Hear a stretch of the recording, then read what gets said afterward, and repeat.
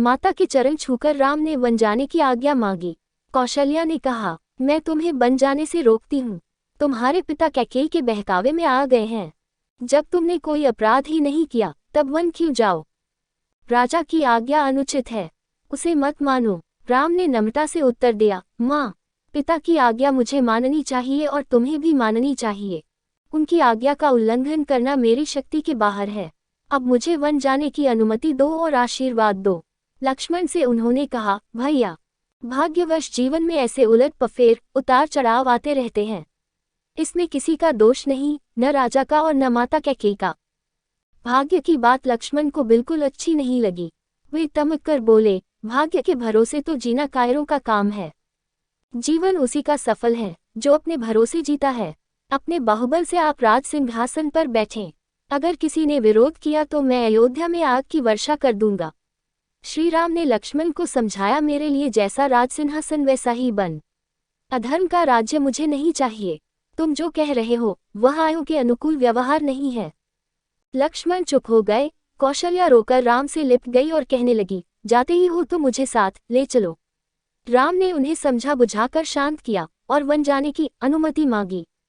माता ने कहा, बेटा जाओ, जिस धर्म का तुम पालन कर रहे हो वही तुम्हारी रक्षा करे।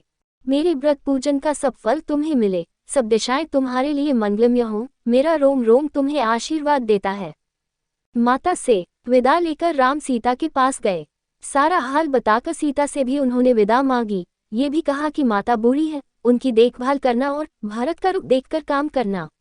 वे कुल के भी स्वामी होंगे और राजा भी। उनके सामने मेरी प्रशंसा भूलकर भी न करना, क्योंकि प्रभुता वाले लोग अपने सामने दूसरों की प्रशंसा सहन नहीं कर सकते। 14 वर्ष बाद हम तुम फिर मिलेंगे। इस समाचार से सीता व्याकुल हो गई। फिर संभल कर बोली, मुझे छाया की भांति तुम्हारे साथ रहने का पिता से आदेश मिला है। इसे तुम जानते ही हो। मैं भी वन को चलूंगी। राम ने उन्हें बहुत तरह से समझाया बुझाया। जब वे किसी तरह न मानी तो राम ने कहा, तुरंत चलने के लिए तैयार हो जाओ। तभी लक्ष्मण भी वहां आ गए और उन्होंने भी साथ चलने का आग्रह किया। अंत में राम को उन्हें भी साथ चलने की अनुमति देनी पड़ी। लक्ष्मण से उन्होंने कहा, माता से अनुमति लेकर गुरु वशिष्ठ के घर जाओ। वहां से मेरे सुरक्षित दिव्य अस्त्र शस्त्र ले आओ। माता से अनुमति लेकर और गुरु के यहाँ से अस्त्र शस्त्र लेकर लक्ष्मण लौट आए। इधर श्रीराम ने अपना और सीता का सारा सामान ब्राह्मणों और सेवकों को बांट दिया। सीता और लक्ष्मण को लेकर वे पिता के पास विदाई के लिए चल दिए। सिंह से कुछ बस उतरु न दे, सो सनी तमकी उठी के। लोग बिकल मुरुछित नर न हो, काह करिय कछ सूझ न काहू। राम वन गमन का समाचार सारी अयोध्या में फैल चुका था। राम लक्ष्मण और सीता को के महल की ओर जाते देखकर नगरवासी दशरथ और कैकेयी को धिक्कारने लगे। उधर राजा महल में राजा दुख से तड़प रहे थे। उन्होंने कौशल्या और सुमित्रा को अपने पास बुला लिया था। राम ने सबसे विदा मांगी। राजा ने उठने को कोशिश की पर वे गिर पड़े और मूर्छित हो गए। जब उनकी मूर्छा जगी तो राम ने विदा मांगी और कहा, सीता और लक्ष्मण भी मेरे साथ जाने का आग्रह कर रहे हैं। हम लोगों के लिए आप शोक न करें। राजा दशरथ ने कहा, बेटा, कैकेयी ने मेरी मति हर ली है। मुझे पकड़कर बंदीगृह में डाल दो और अयोध्या के राजा बन जाओ। राम ने बड़ी नम्रता से कहा, पिताजी, मुझे राज्य लोभ बिल्कुल नहीं है। यदि मैं वन न जाऊं तो आपका वचन भी मिथ्या होगा। रघुकुल की रीति मिट जाएगी। मुझे वन जाने दीजिए। कैकेयी बीच बीच में राजा दशरथ को फटकारती जाती थी। राम को छाती से लगाकर राजा मूर्छित हो गए। इतने में कैकेयी वल्कल वस्त्र ले आई और राम से बोली, लो, इन्हें पहनकर वन को जाओ। राम ने राजसी वस्त्र उतार दिए और वल्कल वस्त्र पहन लिए। सीता को भी कैकेयी ने तपस्विनी के वस्त्र दिए। ये देखकर लोग राजा दशरथ और कैकेयी को तरह तरह से धिक्कारने लगे। सीता से लिपटकर रानियां रोने लगी। राजा भी अपना सिर नीचे कर रोने लगे। सुमित्रा ने लक्ष्मण को आशीर्वाद दिया और कहा, सीता राम को ही तुम अपना माता पिता समझना। इनकी रक्षा के लिए अपने प्राण देने से भी न हिचकना। जाओ वीर पुत्र, जाओ, निश्चित होकर सीता राम के साथ जाओ। राम ने तब फिर अनुमति मांगी और सीता तथा लक्ष्मण को साथ लेकर वे चल दिए। अंतःपुर की सब स्त्रियां रोती बिलखती उनके पीछे पीछे चली। नगर के द्वार पर सुमंत रथ लिए खड़े थे।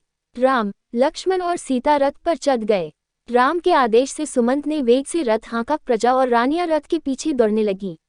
राम, राम, मेरे राम, हा लक्ष्मण, हाँ, सीता की पुकार दसों दिशाओं में फैल गई। अब राजा दशरथ को रथ की धूल भी दिखाई नहीं देती थी। राजा हताश होकर गिर पड़े। रानियां उन्हें उठाकर कौशल्या के भवन में ले गई। राजा कभी बेसुध हो जाते और कभी राम राम कह चिल्ला उठते। सारी अयोध्या नगरी शोक सागर में डूब गई। घर, बाजार और गलियों में सन्नाटा छा गया। मनुष्यों की तो क्या, पशु पक्षियों ने भी खाना पीना छोड़ दिया। उधर नगरवासियों की एक भारी भीड़ रथ के पीछे पीछे दौड़ रही थी।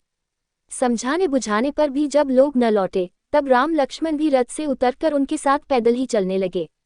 संध्या होते होते वे तमसा नदी के किनारे पहुंचे और उन्होंने वहीं रात बिताने का निश्चय किया। सीता और राम माता पिता की याद करते हुए तृणशैया पर विश्राम करने लगे।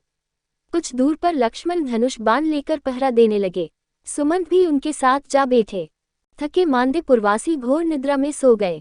पहर रात रहते ही राम उठे और सुमंत से बोले, तात, लोगों का कष्ट मुझसे नहीं देखा जाता। शीघ्र रथ तैयार करो और इस प्रकार रथ हांकों की जगने पर लोगों को पता न लगे कि रथ किधर गया। सुमंत ने ऐसा ही किया। सवेरा होने पर जब लांगों को आंखें खुली तो देखा कि राजकुमार नहीं है। वे इधर उधर दौड़कर उन्हें खोजने लगे। जब कहीं पता न लगा तो निराश होकर नगर को लौट गए।